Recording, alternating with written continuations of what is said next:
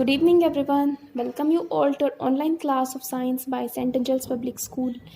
We are reading chapter 8. The name of chapter is Rocks and Minerals, and we are discussing the topic today different types of metamorphic rocks, means अलग अलग प्रकार की रूपांतरित चट्टानें. इसमें सबसे पहले मार्बल के बारे में पढ़ते हैं. It is formed when limestone, a sedimentary rock, undergoes change.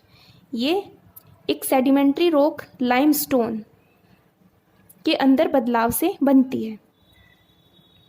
It can be curved and polished easily.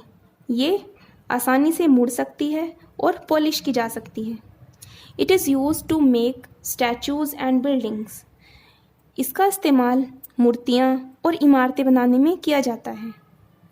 The Taj Mahal is made of white marble. Taj Mahal सफ़ेद मार्बल का बना हुआ है.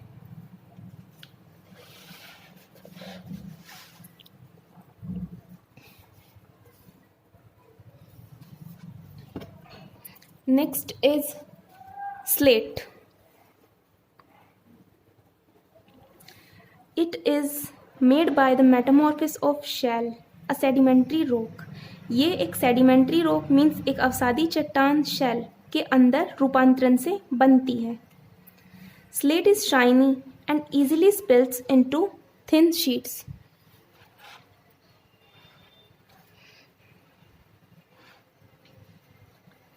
स्लेट एक चमकदार पत्थर होता है जो आसानी से छोटे छोटे शीट्स में टूट जाता है. It is found in grey and other colours. ये ग्रे और अन्य रंगों का पाया जाता है. It is used in making slates, black boards and roof of buildings. ये स्लेट, ब्लैक बोर्ड और इमारतों की छत बनाने के लिए इस्तेमाल किया जाता है. Next is quartzite. It is formed by the metamorphosis of sandstone. ये sandstone के रूपांतरण से बना होता है. It is used in making statues. और ये मूर्तियाँ बनाने के लिए इस्तेमाल किया जाता है. Genesis is formed by the metamorphosis of granite. Genesis granite के अंदर रूपांतरण से बनता है. It is coarse grained and has irregular bands of other different colors. ये मोटा दानेदार होता है जिसमें अनियमित पट्टियाँ लगी होती हैं अलग अलग रंगों की. They often glitter because they contain the shiny mineral mica. ये चमकदार होता है क्योंकि इसके अंदर माइका नाम का एक खनिज तत्व होता है जो चमकदार होता है. Sometimes plants and animals get entrapped in the sediments. कई बार अवसाद के अंदर पौधे और जानवर बंध जाते हैं. Remain of these dead plant or animals found in sedimentary rocks are called fossils.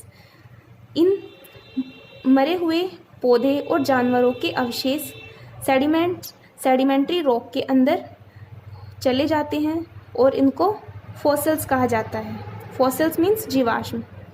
Scientists study the fossil to know the kind of life of the earth on the earth that existed millions of years ago. वैज्ञानिक इन जीवाश्मों के बारे में पढ़ते हैं और जानते हैं कि मिलियंस ऑफ ईयर्स पहले अर्थ पर किस तरह का जीवन था. Next is wealth from rocks means चट्टानों से धन.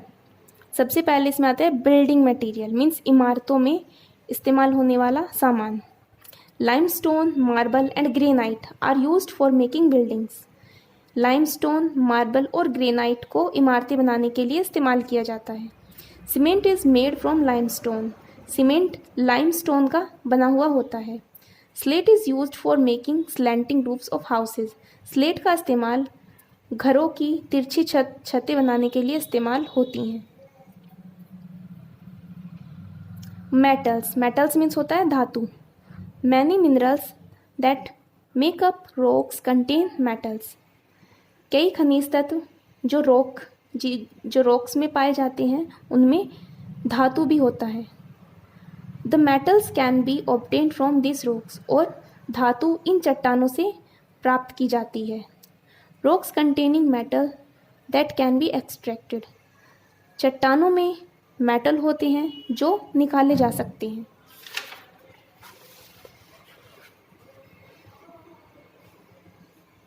आर कोल्ड ओर्स, और इनको खान कहा जाता है। फॉर एग्जाम्पल आयरन, एल्यूमिनियम और copper are obtained from their respective ores. उदाहरण के लिए आयरन, एल्यूमिनियम और कॉपर, इन्हें इनकी खानों से प्राप्त किया जाता है। Next is gem stones means रत्न। Many minerals are in the form of crystals. बहुत सारे खनिज तत्व क्रिस्टल के रूप में होते हैं। They have hard and can be cut and polished into beautiful stones called gemstone. ये हार्ड होते हैं और इनको काटा भी जा सकता है, काट कर इनको पॉलिश करके सुंदर पत्थरों में बदल दिया जाता है और इनको रत्न कहा जाता है। Rubies, diamond, sapphire and emeralds are gemstone used in making jewellery. जैसे रूबी, डायमंड, सैफायर और एमर्ल्ड, ये सब रत्न होते हैं और इनको आभूषण बनाने के लिए इस्तेमाल किया जाता है।